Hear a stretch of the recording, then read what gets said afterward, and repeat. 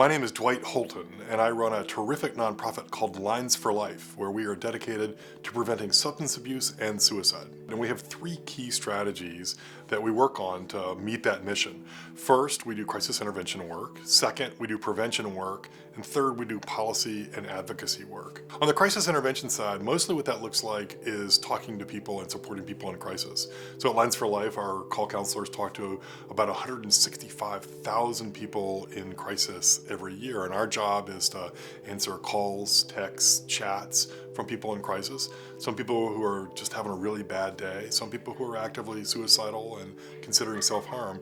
Our job is to help them find hope and a way forward. On the prevention side, our job is to work with communities to help people make better choices and live healthier lives at the outset so that we don't end up in a place where they're struggling.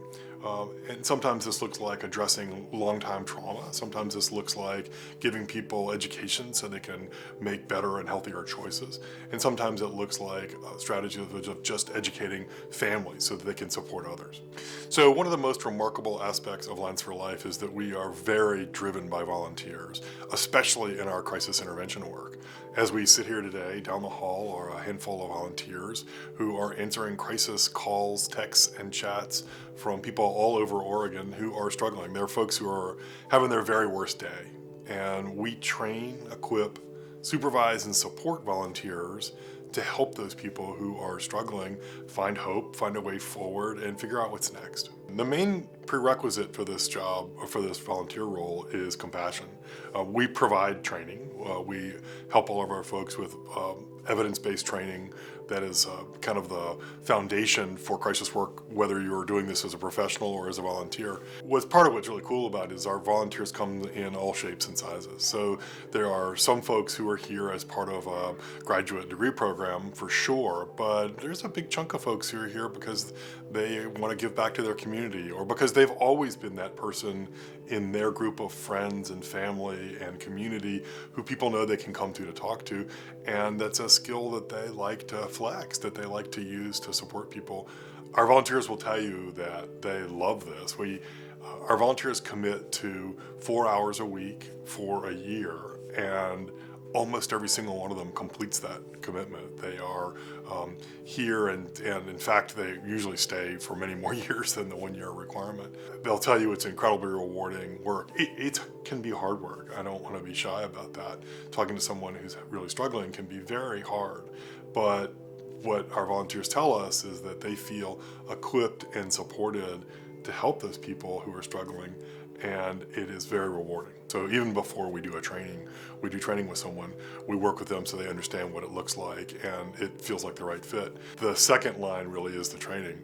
We have an amazing training team that uses evidence-based training and curricula from across the nation to equip people to do this work. And then when you volunteer, it's here. It's never remote. It's here at the call center. You have supervisors available right there, literally sitting next to you as you do the work. And you have colleagues, both folks who are doing this work professionally as well as other volunteers. So it's a very strong community of support. When there are tough calls, we always do check-ins and conversations and support thereafter. And folks know that they have particular resources where they can reach out for support if there's a particularly challenging call or something that has stuck with a person after a call. There's no doubt that being a part of the Standards Volunteer Expo is a central part.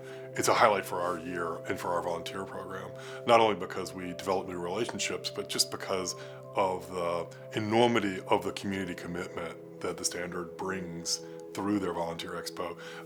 And I should point out that the Standard has been a long-time supporter of the work here at Lines for Life, but more important than that almost is that their employee workforce is. We get an enormous amount of support and commitment, not just in volunteers, but in financial contributions from employees across the company, which the company then matches.